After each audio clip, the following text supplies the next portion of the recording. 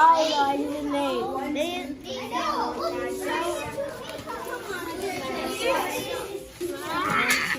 I'm so bad. I had to do this one different because I always fold it like this, but it's actually like this. But I had to fold it like this. I think the fifth was the hardest one to make.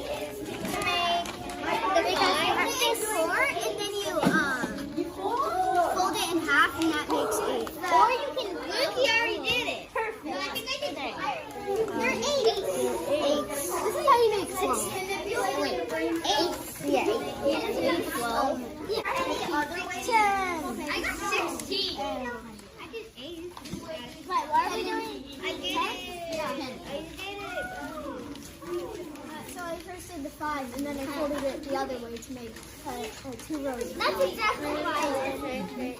You copied me. No, I didn't. Because I did before you. I did 6 and then I got 12. Because you have to 10 and then you have to fold it up one more time. And then there's 12. Go ahead.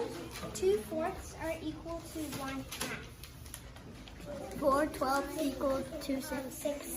12 equals 1/2. 8 equals 1/2. 6 make 1/2. 6 equals 1/3. 3 6 equals 1/2. Right? Yeah. Yeah.